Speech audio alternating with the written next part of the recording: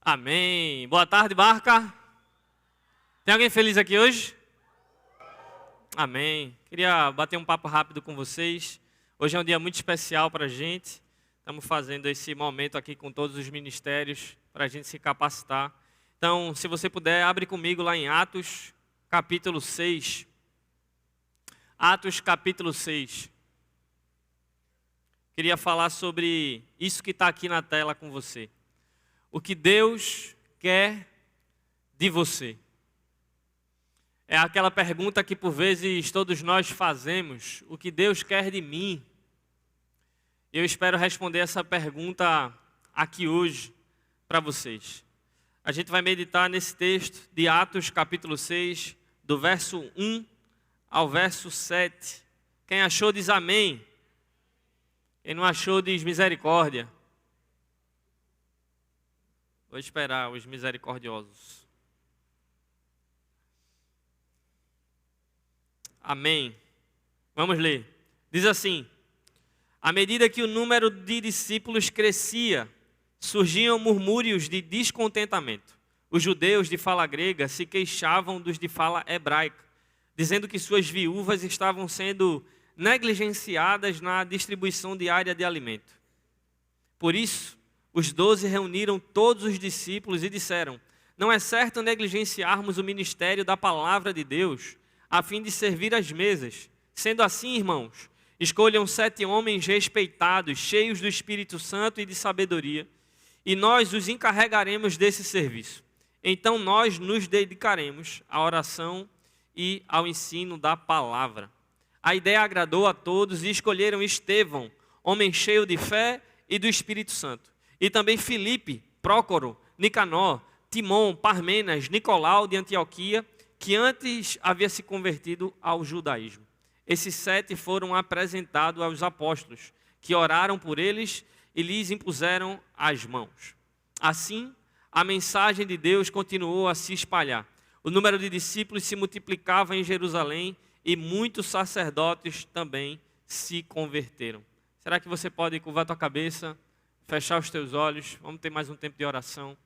Oremos. Santo Deus, obrigado pela tua palavra, Senhor. Obrigado por esse dia, obrigado por esse culto. Obrigado por esse encontro que o Senhor marcou conosco. O que nós queremos pedir é que a nossa mente esteja cativa a Ti, Pai.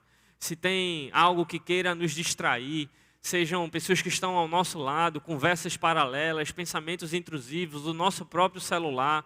Pai, que em nome de Jesus, o Senhor possa fazer com que essas coisas não nos atrapalhem.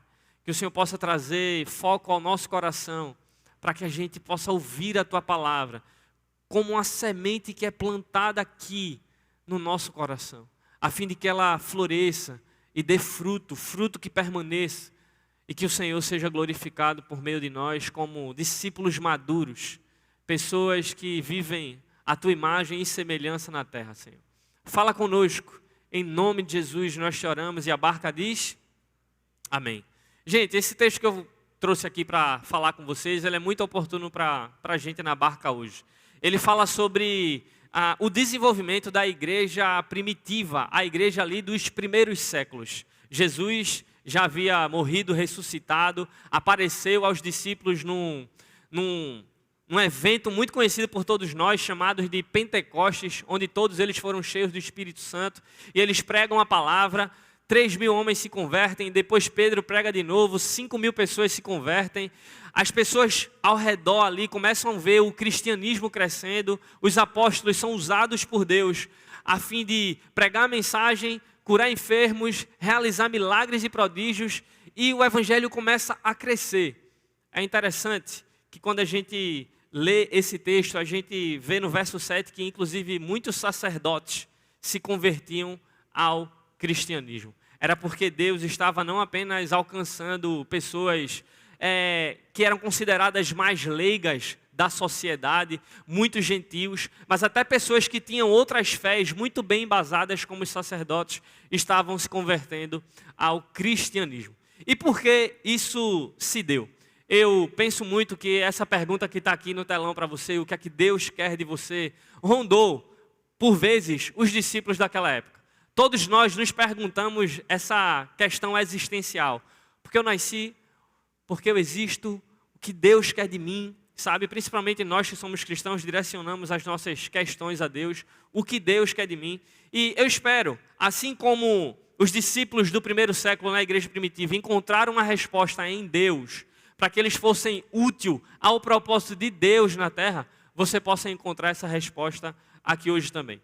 Eu queria, se possível, que você pudesse ir em Atos 2, volta aí, 4 capítulos. Atos 2 vai mostrar para nós um negócio muito interessante que acontecia em Atos. Atos 2, verso 42 até o 47. Diz assim: todos se dedicavam de coração ao ensino dos apóstolos. Uma característica da igreja primitiva. Eles se dedicavam de coração ao ensino dos apóstolos. A comunhão, eles prezavam por ter comunhão uns com os outros. O partir do pão, presta atenção nisso que isso é muito importante. O partir do pão e a oração. Havia em todos eles um profundo temor, e os apóstolos realizavam muitos sinais e maravilhas. Os que criam se reuniam num só lugar e compartilhavam tudo o que possuíam. Vendiam propriedades e bens e repartiam o dinheiro com os necessitados. Adoravam juntos no templo diariamente. Reuniam-se nos lares para comer e partirem o pão com grande alegria e generosidade. Sempre louvando a Deus e desfrutando da simpatia de todo o povo. E a cada dia o Senhor lhes acrescentava aqueles que iam sendo salvos. Era assim que a igreja primitiva vivia. Eles valorizavam o ensino. Eles estavam com todo o coração prestando atenção naquilo. E eu espero de coração, se eu já posso fazer uma aplicação aqui para você, que o seu coração esteja inteiramente aqui. Para ouvir a palavra de Deus e vê-la permear todo o seu coração, a fim de te transformar à imagem e semelhança daquele que te criou. É isso que Deus deseja para nós, sabe? Mas eles também tinham algo muito em comum. Aqueles que tinham mais vendiam suas propriedades e bens para compartilhar com aqueles que tinham menos. E eles acabavam, de forma muito humilde e unânime, vivendo essa comunhão. Eles repartiam o que eles tinham, eles se juntavam nas casas, repartiam pão, faziam orações, se encontravam nos lares como a gente faz nas fontes, nos pulses. Isso era uma grande característica dos cristãos do primeiro século. E, embora não fosse uma obrigação legal, de fato, assim, instituída, dos cristãos terem que prestar assistência social, digamos assim, aos mais vulneráveis, eles faziam de coração, porque eles entendiam que a mensagem do Evangelho os convidava a serem generosos. Só que a gente começa a ver que o crescimento do Evangelho acabou causando uma certa sobrecarga. E aí algumas pessoas começaram a ser negligenciadas. Você leu comigo aí, se você puder voltar.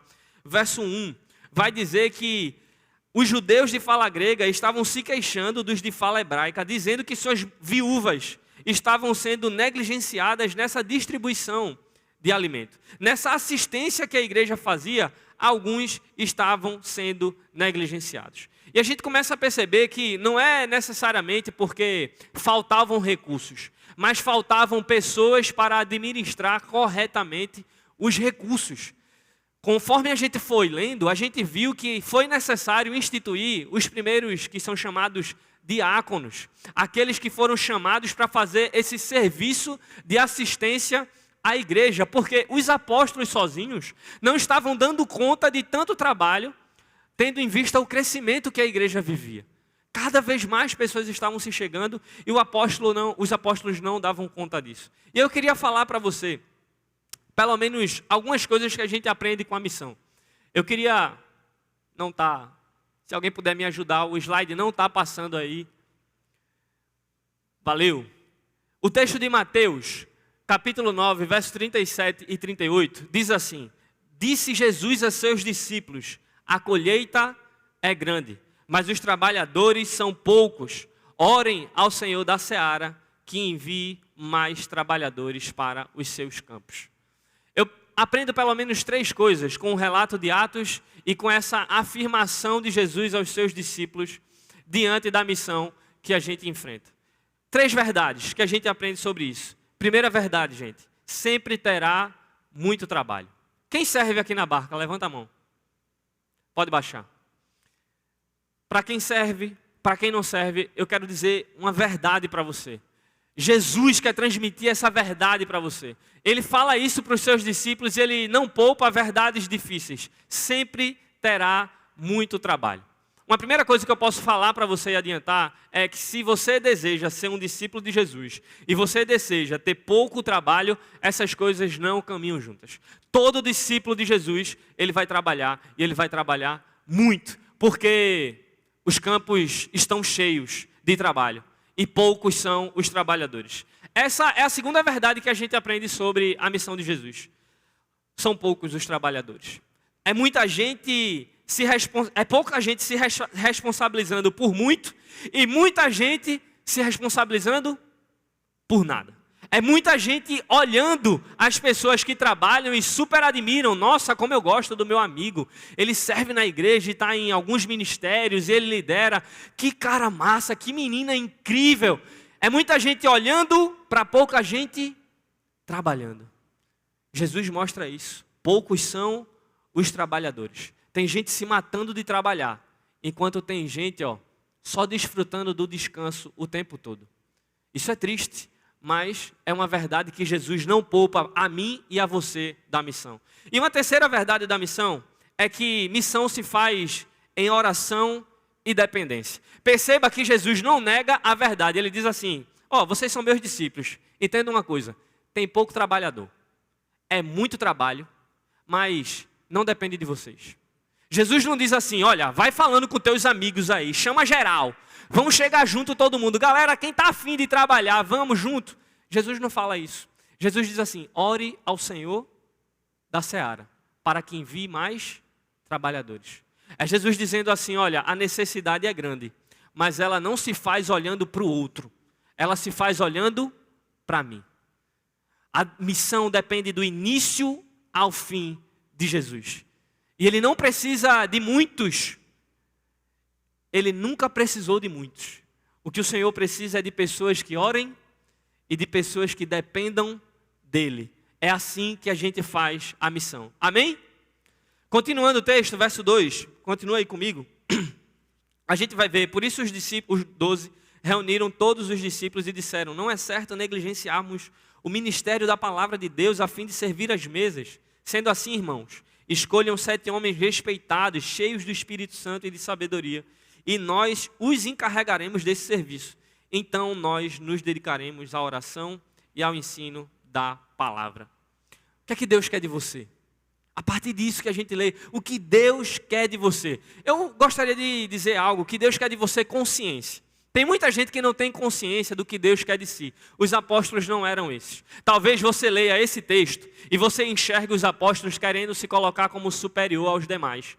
Porque eles dizem assim, nós não podemos negligenciar o ensino da palavra e a oração a fim de servir as mesas. Isso me parece muito prepotente se a gente lê de forma muito rápida. É alguém dizendo assim, esse trabalho não é para mim, é para qualquer um, mas para mim não. Mas a realidade é que os apóstolos eles não estavam fazendo esse juízo de valor. O que é mais importante e o que era menos importante. Eles tinham consciência da missão para a qual o Senhor os chamou. Existem coisas que Deus entrega a mim e a você. Dons e talentos, chamados, vocação, que Ele não entrega a outras pessoas. O teu amigo aí do lado, muito provavelmente, tem um dom e um talento diferente de você. Ele vai fazer algo que você não faz. E você vai fazer algo que ele não faz. É importante que a gente tenha consciência da área que o Senhor está nos chamando, para que a gente não fique numa crise de identidade, querendo agradar todo mundo e fazer tudo, se sobrecarregando, inclusive, a fim de que as pessoas vejam o quanto eu sou servo. Os apóstolos, eles não tinham essa crise. Os apóstolos disseram, olha, a gente não pode fazer isso, porque o Senhor nos chamou para pregar a palavra, ensinar a palavra, conduzir o povo e nos dedicar à oração. Então, eles tinham essa consciência, eles levantam homens a fim de que esse trabalho que era tão importante não fosse negligenciado. E aí você percebe que não é prepotência deles. Porque eles poderiam, como muitos de nós, falar que só vamos fazer uma coisa e que se dane o resto. Mas não é isso que os apóstolos fazem. Eles veem que pessoas dependem dessa assistência que a igreja presta. Por isso ele levanta 7 homens, 7 diáconos, a fim de que esse trabalho continue sendo feito, mas continue sendo feito melhor. E aí, mais uma coisa que a gente aprende com a missão e que Deus quer de você, além de consciência, é que você enxergue no outro capacidade tamanha que talvez ele faça melhor do que você. Que talvez ele não negligencie as pessoas que você está negligenciando. Porque você quer abraçar o mundo. Sabe? Então, é muito importante que a gente possa meditar sobre isso. E é muito triste, gente, a gente perceber que tem tanta gente abraçando tudo, enquanto pouca gente tem feito nada. E se você for olhar os índices de pastores e líderes religiosos, eles só fazem crescer em relação a suicídio, burnout, depressão, ansiedade, síndrome do pânico, fobia social. Sabe por quê? Por causa de sobrecarga. Por causa que não sabemos, como os apóstolos, dizer não. A gente tem 2 vias aqui. Somos nós que não conseguimos dizer não para nada. E são os outros que só olham as pessoas se desgastando e não estendem a mão a fim de ajudar. Eu sei que é muito simples você chegar aqui todos os sábados e ver tudo pronto. Mas será que você sabe que tem adolescentes iguais a você, com a mesma idade ou até mais novos, jovens, que chegam aqui 1, 2, 3 horas antes de você, para que tudo esteja arrumado? Você sabia que existem pessoas que estão aqui desde manhã, porque se dedicam a outros ministérios, seja para ensaiar, para organizar a igreja, e passam o dia aqui, porque não tem condições de voltar para casa para almoçar, passam o dia aqui, e a única coisa que às vezes comem é no QG, porque a gente dá um misto quente, uma Coca-Cola, alguma coisa. Ou então traz uma marmita para comer, um biscoito para comer. Mas sabe por quê? Porque eles amam a Deus, e eles amam a vocês. É muito fácil a gente olhar tudo isso aqui organizado, slide feito, uma pregação para ouvir, uma banda que toca legal. Mas será que a gente consegue olhar por detrás das cortinas o quanto essas pessoas têm se dedicado e que existe um ser humano por trás daquele servo, por trás daquele líder que sofre com isso aqui? É curioso porque tem um índice nos Estados Unidos que, se a gente for comparar a realidade da igreja com a realidade do mundo empresarial, existem mais pessoas e líderes religiosos se suicidando dentro da igreja, sofrendo de burnout, depressão e ansiedade dentro da igreja, do que no mundo empresarial. Como é que pode um negócio desse? Será que eu tenho a ver com isso? Será que eu coopero com essa sobrecarga dos meus líderes, dos meus amigos? Que fique a nossa reflexão. Eu peço que vocês tenham essa consciência. O Senhor está chamando vocês a terem consciência. E eu queria que vocês entendessem isso aqui. Não é porque muitos só fazem olhar e não ajudam em nada, que quem trabalha deve se matar para fazer tudo. O Senhor chama a gente também por vezes a descansar, e eu queria trazer essa mensagem para quem está se matando de trabalhar. Tem gente que não sai das escalas. Tem gente que não para de servir. Tem gente que entrou em ativismo religioso e não foi para essa vida que o Senhor nos chamou. Não foi. A gente precisa servir, precisamos servir. Existem pessoas como aquelas viúvas da igreja primitiva que precisavam do serviço daqueles homens. E existem pessoas hoje na igreja que precisam do nosso serviço. Existem. Mas sabe, não é pela força do nosso braço.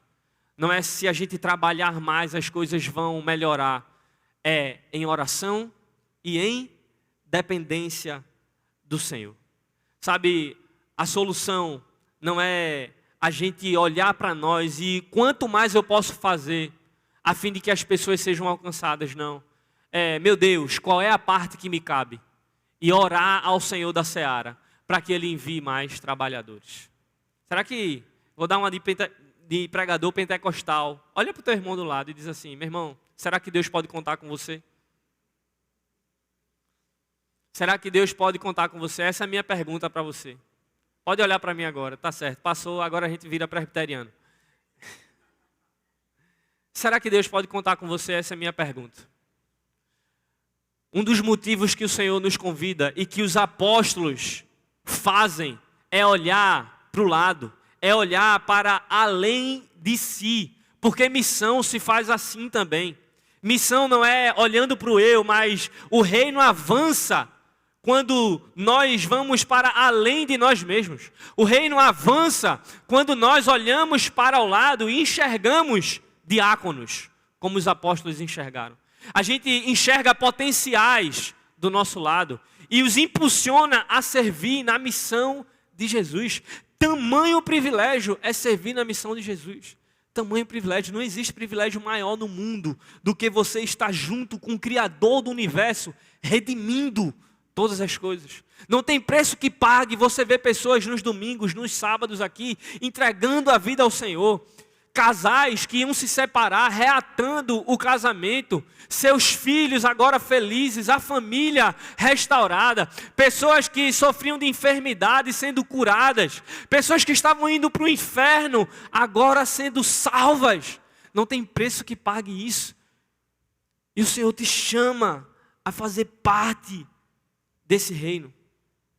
Sabe, a missão é a mesma, mas os missionários são diferentes, são muitos.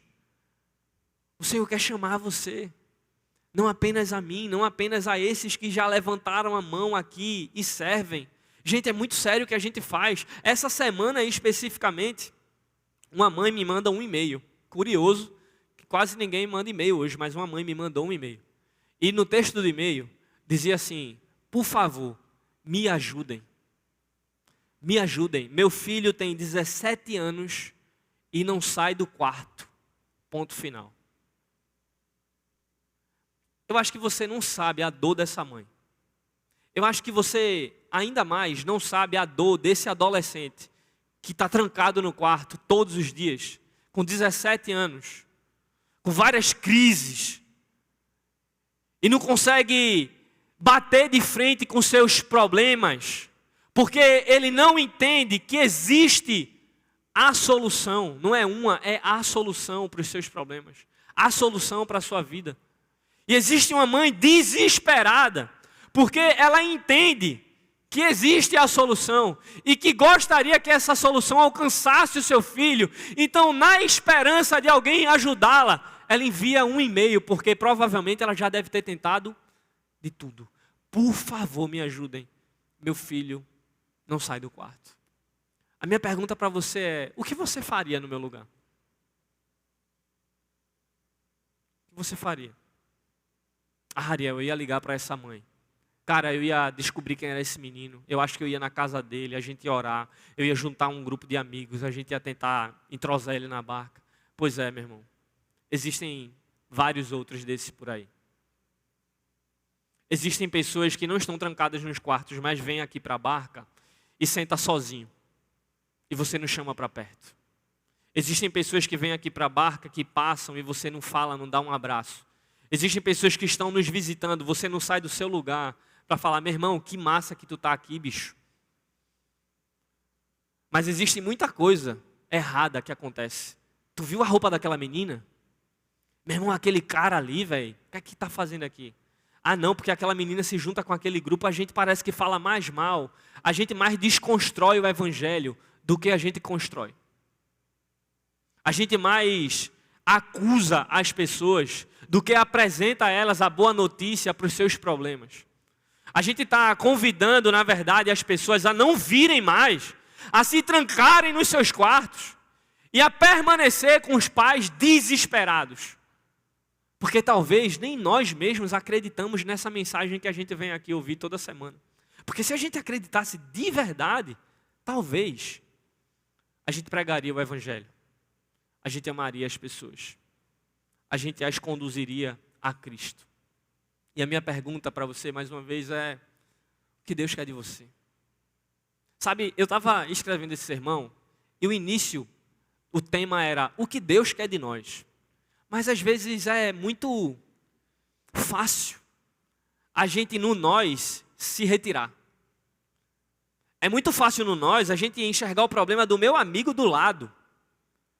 É por isso que, constrangendo a mim, o Espírito Santo começou a me mostrar que a mensagem, primeiramente, é o que eu quero de você, Ariel, e segundamente, o que eu quero de você, barca, Cada um de vocês, coloque seu nome aqui.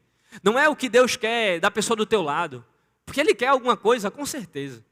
Mas a questão é o que Ele quer de você. E o que é que você está fazendo enquanto existem adolescentes, crianças, pais e mães, clamando por solução. E você que supostamente diz crer naquele que é o único capaz de resolver o problema da humanidade, não consegue levantar um dedo para servir as pessoas. E o texto continua, já encaminhando para o final. A ideia agradou a todos, verso 5. E escolheram Estevão, homem cheio de fé e do Espírito Santo, e também Filipe, Prócoro, Nicanor, Timon, Parmenas, Nicolau. Esses 7 foram apresentados aos apóstolos, que oraram por eles e lhes impuseram as mãos. Sabe o que Deus quer de seus discípulos? Sabe como é que Deus escolhe os seus discípulos? E aqui eu quero falar bem sério com vocês. Existem alguns pré-requisitos. Bom testemunho. Bom testemunho. Isso aqui é muito importante. Porque você não vai ver os apóstolos... Gente, vê só, a gente está com um problemão. É o seguinte, bicho. Tem uma galera ficando com fome, enquanto tem uma galera que come demais. A gente não está conseguindo fazer nada. Vamos fazer o seguinte, resolve aí. Pega qualquer um, bota para dar pão, desenrola aí uma bebida e está tudo certo. Beleza? Passa um relatório. Não. A gente vê eles com muita seriedade. Sabe por quê? Porque eles não brincam com a obra de Deus. Deixa eu fazer uma pergunta para você. Você acha que Jesus brincou com você, sim ou não? Tenho certeza que não. Que Jesus não brincou com ninguém. Ele foi de forma muito séria e consciente até a cruz. Ele não brincou com a gente, não foi uma brincadeira. Ele deu a sua própria vida. Os apóstolos não estão brincando de ser igreja, de viver evangelho. Vamos escolher qualquer pessoa, não.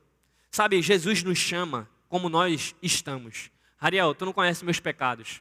Ok, não conheço. Jesus conhece. Ele te quer. Ele nos chama como nós estamos. Mas existe um grande porém. Quando a gente decide levantar a mão e dizer, eu quero ser um discípulo de Jesus, a partir desse momento, Ele quer nos transformar. Ele não quer mais nos deixar como estamos. A nossa vida agora não é mais sobre nós, mas é como o apóstolo Paulo fala em Gálatas 2, eu fui crucificado com Cristo. Não vivo mais eu. Logo, não é mais sobre os meus pecados. Ele quer arrancar os meus pecados. Ele quer que eu viva de acordo com a vontade dEle, a imagem e semelhança dEle. Ele quer que eu dê bom testemunho. É assim que se escolhe os diáconos da igreja primitiva. Homens cheios de sabedoria, homens de fé, homens com respeito, homens cheios do Espírito Santo. Sabe o que é triste, velho? Sabe o que é triste? E eu não quero ser legalista. Ariel, o que é legalista? Não, eu tenho que fazer o que é certo, o que é errado. Eu vivo o evangelho do pode e não pode. Não é sobre isso, não. Agora, se você está entendendo a graça errado, você entendeu o evangelho errado. Porque a graça que te convida para reconhecer a Cristo como Senhor e Salvador, te transforma. Ela não te deixa do mesmo jeito.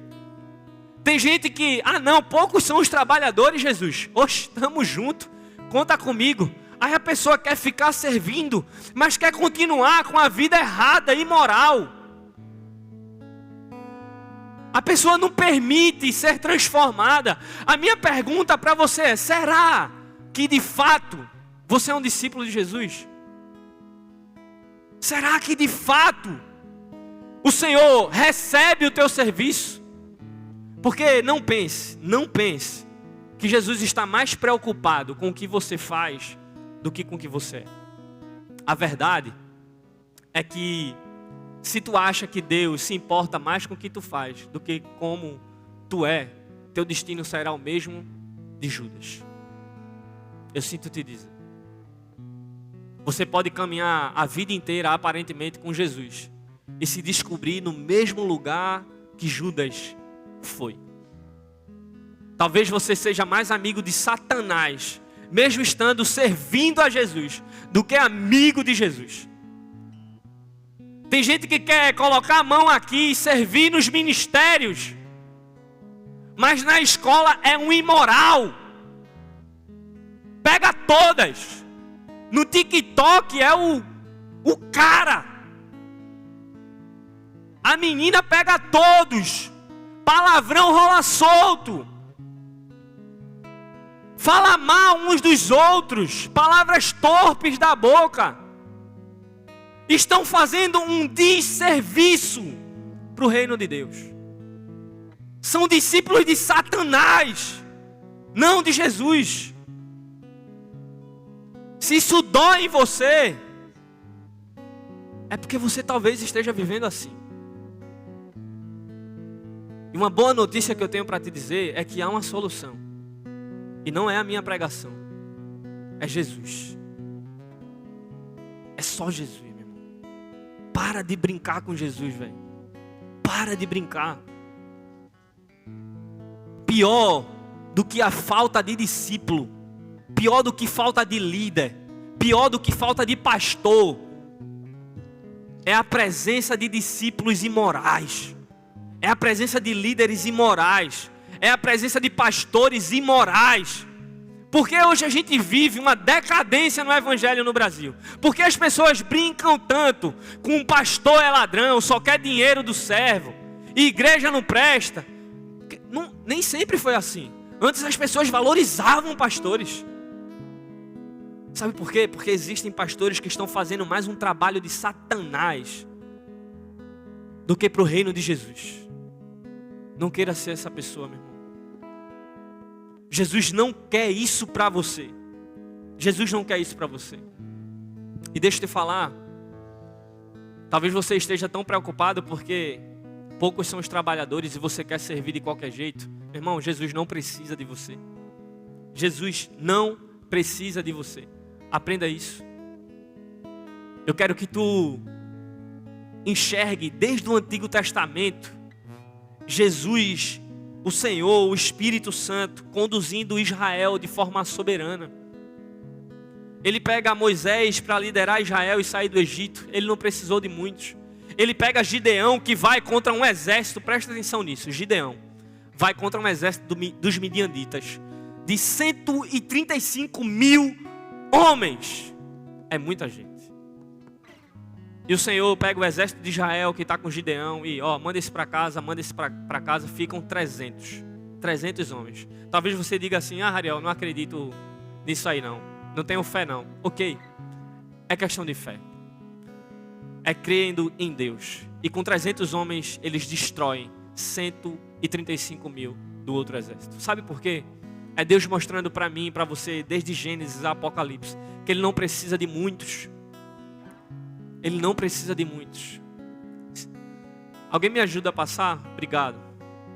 Ele precisa de você. Quer dizer, Ele não precisa de você. A verdade é essa. Deus não precisa de mim. Amém? Tem alguém aqui comigo? Vocês estão meio calados. Para finalizar, verso 7, me acompanha. Assim a mensagem de Deus continuou a se espalhar. O número de discípulos se multiplicava em Jerusalém.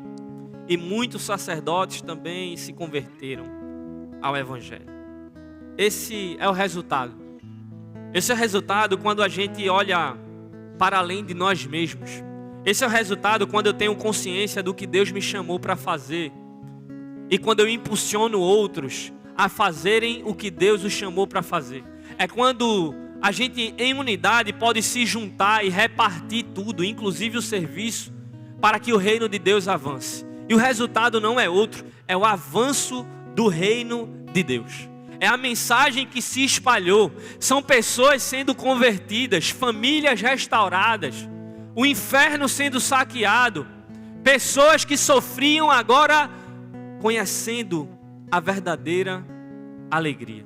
Eu gosto de uma frase do Robert Marx. Ele diz que um propósito nasce de uma inconformidade. E talvez você diga assim para mim, Ariel, eu ainda não sei o que Deus quer de mim. Eu posso te dizer algumas coisas. Deus quer de você fé, Deus quer de você consciência, Deus quer de você bom testemunho, Deus quer de você sabedoria, Deus quer de você uma pessoa cheia do Espírito Santo. E muito provavelmente Deus queira te usar naquilo que te inconforma. Eu sei que tem muita coisa que você vem aqui e você vê, poxa, que negócio errado, que negócio chato, poderia ser diferente. Se eu tivesse, eu faria de um jeito diferente. Que massa, talvez Deus esteja te inconformando. A questão é o que a gente faz com o nosso inconformismo. Muitas pessoas pegam seu inconformismo, se juntam com um grupo e diz: não sei o que e tal. E começa a criar, sabe o que?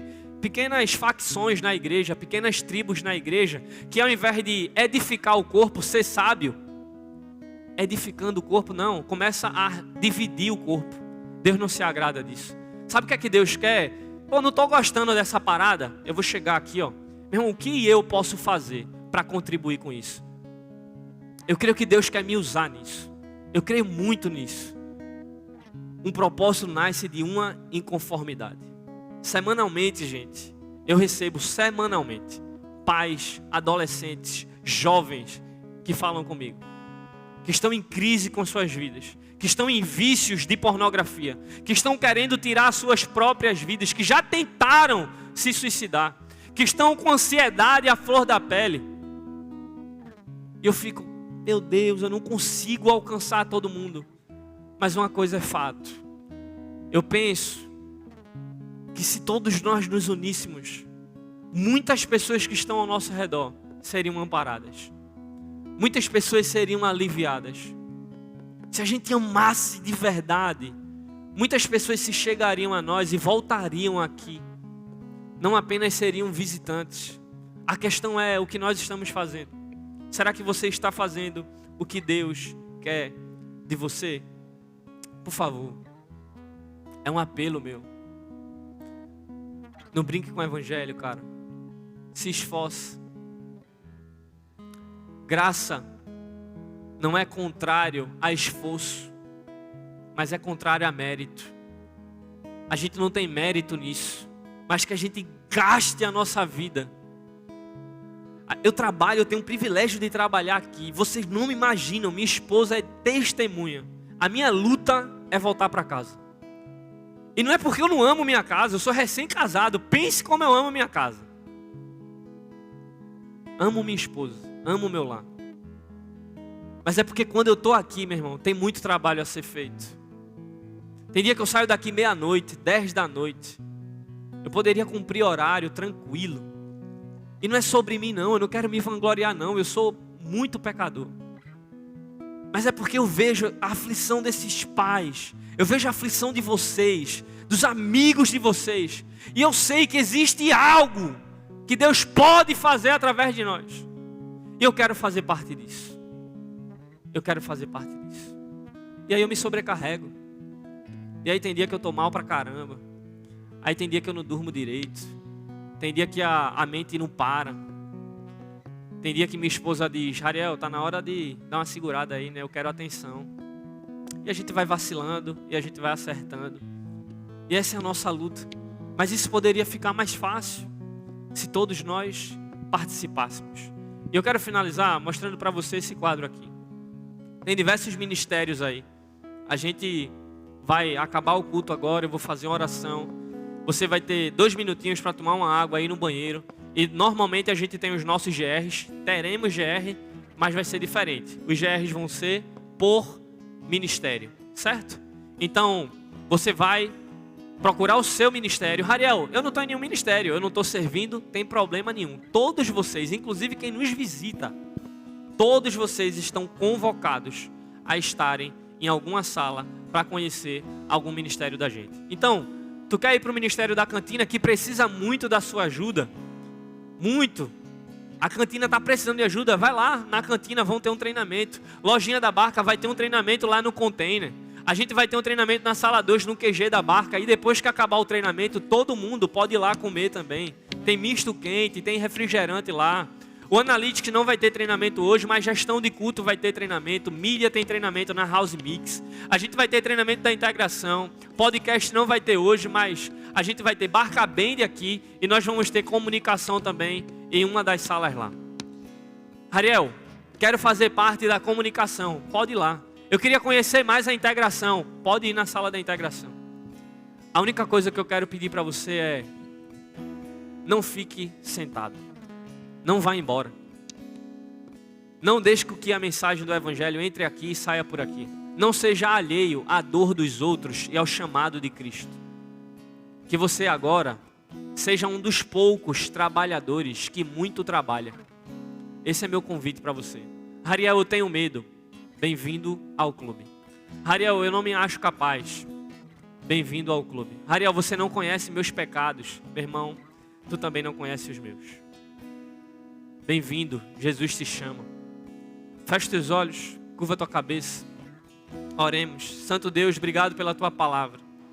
Pois é a tua palavra que nos constrange. Não são homens eloquentes. Não são gritos. Não são sabedoria humana. É só a tua palavra, Pai. Obrigado, Senhor, porque estamos aqui na dependência do teu Espírito. Tu sabes como desejo não persuadir o teu povo, mas que o Senhor, Espírito Santo, possa convencer cada um que aqui está. É só por meio do teu mover, Pai. É só por meio da tua vontade que a gente pode mudar a rota, que a gente pode cair na real e levar a sério essa missão. Obrigado, Senhor, porque assim como a igreja primitiva não precisou de muitos, e o Senhor fez uma grande revolução, começando com 12. 2000 anos depois, estamos aqui com bilhões de fiéis. Eu te peço, conduz a barca, Pai. Senhor, se a maioria desse auditório negar o teu chamado, usa os poucos que aceitaram o teu chamado. Nos dá ousadia, nos dá paixão, nos dá como aqueles diáconos, temor pela tua mensagem. Que a gente seja generoso, a fim de compartilhar aquilo que nos alcançou com os outros que sofrem. Pai, que essa mãe que clama pelo seu filho possa ter suas orações respondidas. Que vários pais que oram por seus filhos, que vários colegas da gente, amigos que estão agora trancados num quarto, possam ser tocados por alguma oração nossa, por alguma mensagem, por alguma pregação que a gente faça para eles, seja no WhatsApp, no Instagram, numa visita, não sei, Pai. Nos dar estratégias, mas acima de tudo, nos dá um coração inteiramente rendido a Ti. É isso que eu te peço, Senhor. Te agradeço. Em nome de Jesus. Nos usa para a Tua honra. Nos usa para a Tua glória. Será que você pode ficar de pé?